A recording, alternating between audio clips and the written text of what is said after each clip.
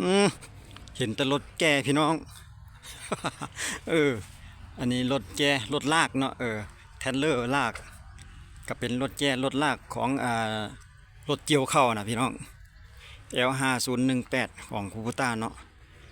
รถคันนี้ของเพิ่นจะเป็นสำหรับรถอันลากเป็นเทนเลอร์ลาก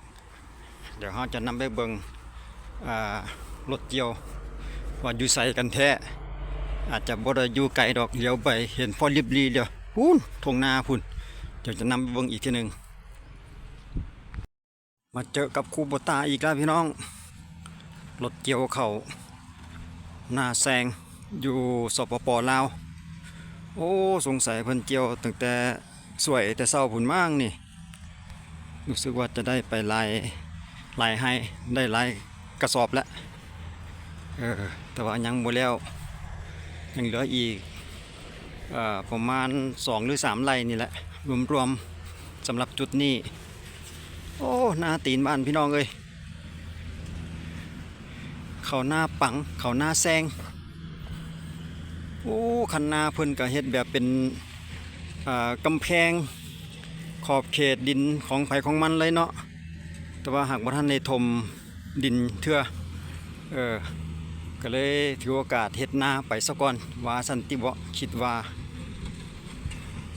มาติดตามเบิ่งกับภาพบรรยากาศรถเจียวอีพี่น้องจะเป็นรุ่นใดตอนนี้ยังอยู่ไกลอยู่เดี๋ยวให้เพิ่นยับมาใกล้ๆจังเบิ่งอีกเทื่อนึง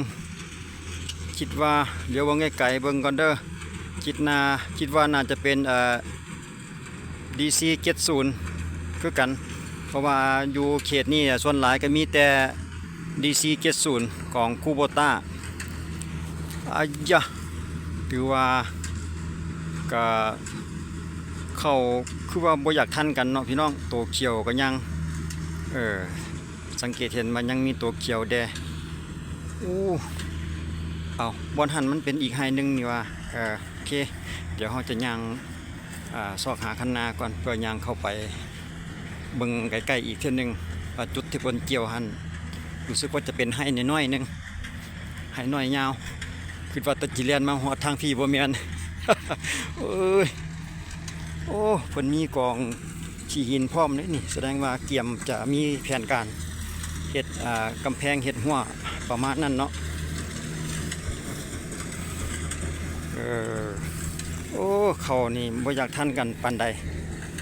โตแก่โตเขียวโตอ่อนอยู่กันยังมีเนาะโอ้พอดีเรามาเจอเจ้าของนาเพิ่นพี่น้อง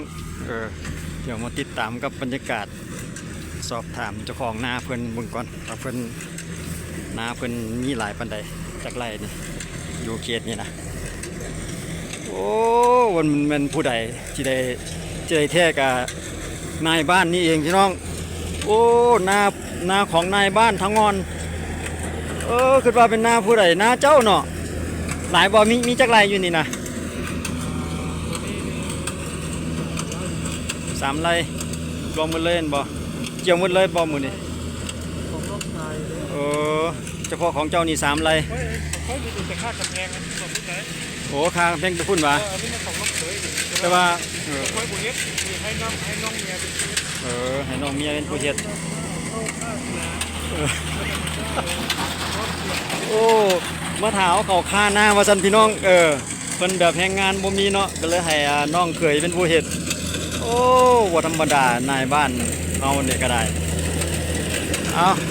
ก็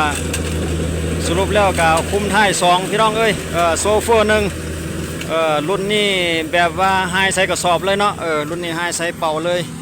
สำหรับคูโบต้า DC70 ในมื้อนี้ก็ยังอยู่ที่ขอบเขตอันนี้เป็นเขตท่าสว่างเนาะเขตนี้เนาะแม่นบ่เขตท่าสว่างเมืองไซธานีเฮานี่เองแหละพี่น้องโอ้ถือว่าก็งามพอได้สำหรับเขาเพิ่นนี่อันเพิ่นเจียวอยู่ในราคาเก่าบ่ราคาเดียวกันบ่450,000หรือว่า500,000 450,000อยู่เนาะโอ้ก็มันมีบางพื้นที่นี่มันพักขึ้นบ้านได้นี่เด้อยาดีมันบ่หั่นเอาแม่นหยังล่ะบัดนี้ฮะใบเอิ้นหยังอีหยัง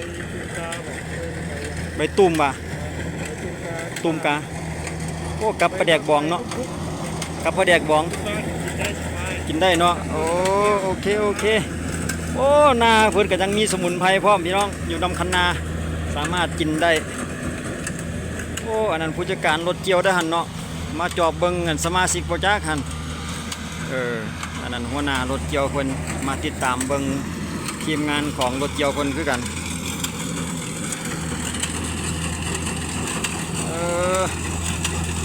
ก็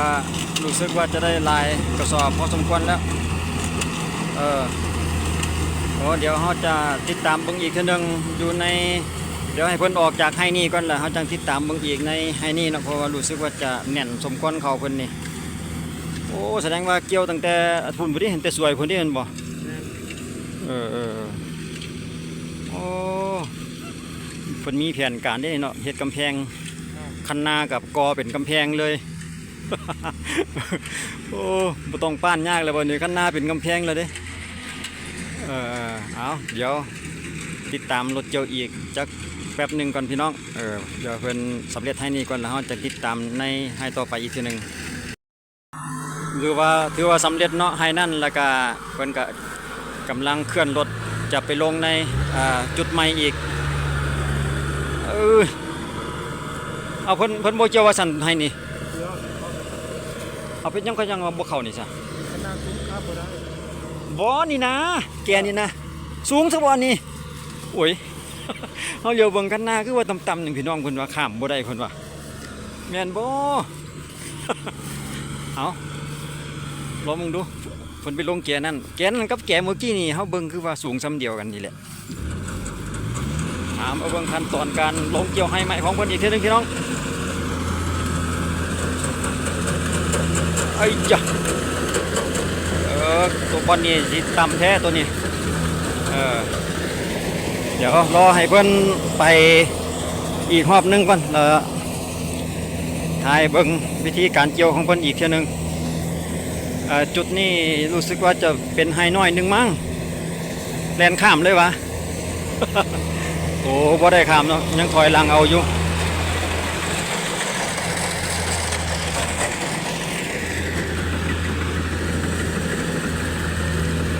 สอดปึ๊ดโอ้ยนาไห้น้อยพี่น้องเอ้ยเป็นตาขี้ข้านอีกแล้วเอาเพื่อนนาไห้น้อยนี่ได้ถอยหลังดุบ่แม่นหยัง ถอยหน้าถอยหลังอยู่พบปานนั้นแหละคิดว่ามันให้เดียวบ่แม่นลืมเบิ่งเป็น2ให้น้อยนึง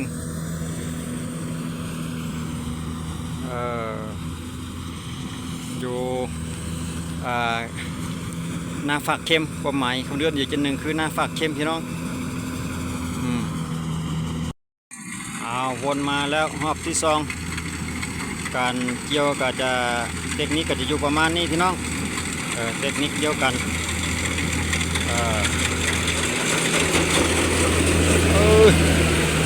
หลังสนั่นวันไหวตึกตึกตักตักจ้ะ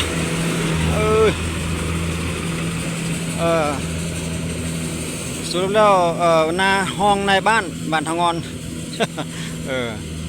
ในการเกี่ยวมือนินเนาะผมได้ฮู้ว่านาเพิ่นได้หันพอดีเป็นนาของทีมงานเดียวกันรู้สึกว่าจะไวอยู่สำหรับให้นี่ก็เป็นเขาตั้งเนาะสำหรับคูปุต้าเฮ็ดเวียกสบายมือนี่แล่นจวดเลยช่วงบ่าย3 โมงอากาศก็เริ่มเย็นแดดแล้ว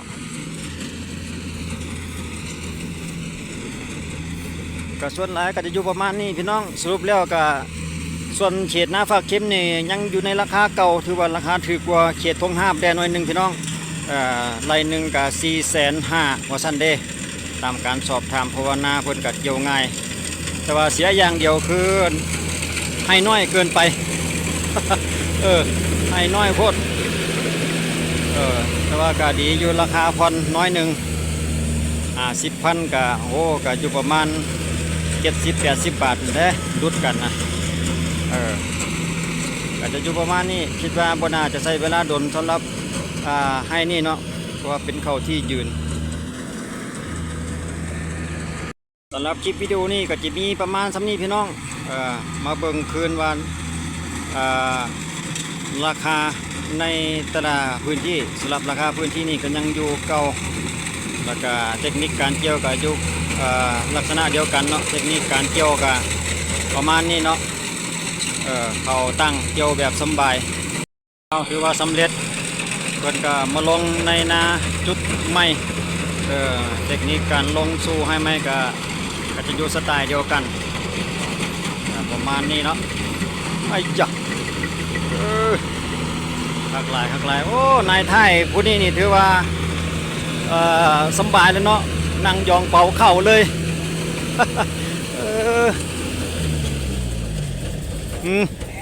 เอาเดี๋ยวจะได้เอาเข่าลงอ่ะเต็มเราบ่บุญบอลสินั่งแล้วมันบ่ เพิ่นได้หลายพอมันขับแล้วก็เพิ่นก็จะเอาลงไว้ข้างทางลักษณะนี้เนาะโอ้สะดวกสบายสำหรับหน้าที่ว่ามีทางผ่านเวลาขนย้ายหรือว่าแก้เข้าขนเข้าจะสบายอยู่ประมาณนี้พี่น้องหน้ากว้างนี่ก็อยู่ประมาณ2 เมตรนี่มั้งเนาะคิดว่าน่าจะอยู่ประมาณนั้นสำหรับ DC 70แล้วก็อยู่เขตภาคเข้มนี่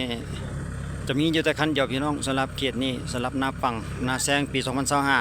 2025จะมีแต่คันเดียวบ่ได้คือนาทงหาบคันนาทงหาบเขตบ้านทาสมอแกงไทยพุ่นโอ้สิหลายเพราะว่านามันเป็นทงกว้างเนาะก็สั้นๆพี่น้องสำหรับคลิปวิดีโอนี้ไว้เจอกันคลิปหน้าขอบคุณขอบใจทุกท่านที่ให้การรับชมสำหรับคลิปนี้สบายดี